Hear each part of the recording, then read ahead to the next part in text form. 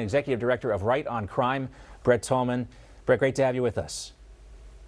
Good to see you, John. Thank you. Let's start with the Capitol breach. I want to get your comments on this one because the judge here said what we've been saying for a long time. We've seen the video of this, and it appeared that some of these Capitol police officers seemed to wave the defendants inside the building. Yeah, John, there's no question that if you review the footage, and I've reviewed hours and hours of footage from the video cameras, there are really two groups. There's the first violent surge that occurs at the beginning, and there's no question that there's physical violence that occurs and damage to the Capitol as well. But then there seems to be hours and hours of patrons that are coming and following. They don't get presented with barriers. They seem to be the doors open for them and guided in. You know, I talked to one individual who said that she had no idea that there had been any violence until she got home afterwards. So there really are two different types of people that have been prosecuted, and I think it's unfortunate that the DOJ has taken this sort of one size fits all approach to every single person that went into the Capitol that day. Yeah, there's the violence that we saw on the west side of the Capitol, and then there was a relative calm on the east side. And what we've seen so often is this effort by the media and the left to combine both groups. But this was definitely more peaceful of a protest than what we saw in the summer of 2020. And again, here's more evidence to back that up. Do you expect any more acquittals on these same kind of grounds, Brett? You know, I do. It's tricky, though, because most of these are all judge-tried cases. Mm-hmm. And when you have judge-tried cases, you have them analyzing the law, and it's very close to a strict liability criminal case when you're talking about trespassing. So, I'm not sure if we will. I hope that we do see more acquittals because I think that's important. All right, let's also talk about the Gretchen Whitmer kidnapping case. You had 2 acquittals there as well and a hung jury.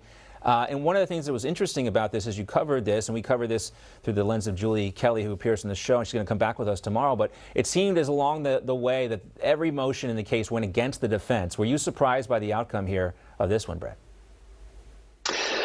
You know, John, I wasn't too surprised. And the reason is, as Americans, we kind of have a fascination about, law enforcement and entrapment. What are the boundaries? We know a drug deal on the corner where a DEA agent provides the methamphetamine, for example, we're all accustomed and comfortable with that. But if in fact you have, a fact pattern where FBI agents are putting together a conspiracy, or they're gathering, or they're motivating to do something as extreme as a kidnapping, I think, Americans are not quite comfortable with law enforcement stretching the limits of their capabilities. And what about the 2 defendants who actually pleaded guilty in this case? Should they have waited? Did they get bad advice from their counsel? It's a very tough issue, and I've seen it before where, the first individuals want to capitalize on getting a good deal, the fear of being prosecuted and the long, lengthy prison sentence, and then you have someone go to trial and win.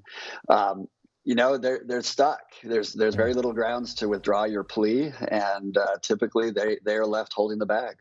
So many of us were curious about this as well. You wondered what kind of deal they had to make to get them to actually plead guilty. When you looked at the evidence, it seemed like you could make this case for entrapment here. So that was another curiosity we had about this case as well. All right, one more topic to discuss with you while we have you here, Brett, and that's Hunter Biden's foreign business deals. There is more evidence now pointing to a knowledge, at least, if not the culpability of President Biden in all of this. But his sister is out on CBS News. She's fiercely defending her family. Here is Valerie Biden Owens. I expected and was not disappointed that it would be ugly and mean, and it would be an attack on my brother Joe, personally and professionally, because the former president is very intent on bringing my brother down. But what does that got to do with Hunter? Well, I assumed from the beginning that the former president and his entourage would attack my brother by going and attacking her family. Yeah. Okay, first, it doesn't have anything to do with Joe Biden. Now she's worried about this being some kind of conspiracy by the former president to take down the current president. But we had a question about this as well, Brett. Isn't it illegal for someone like the president's sister to sell a book and capitalize on the family name while he's in office? Or if not illegal, isn't there some ethical restraint against that? Yeah, a couple of issues. One, she's using emotional arguments to try to justify, the behavior of her family. There's not a single shred of factual evidence that's presented, and we have not seen anyone justifiably explain the big guy.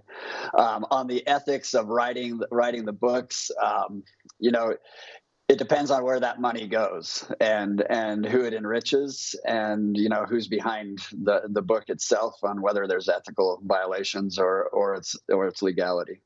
Like so many other things involving the Biden family, we want to know who got rich and how they got rich. Where's the money? Where is the That's money right. and where did it come from? Yes, so many questions there. Brett, as always, great to see you. Great to see you. Thanks, John.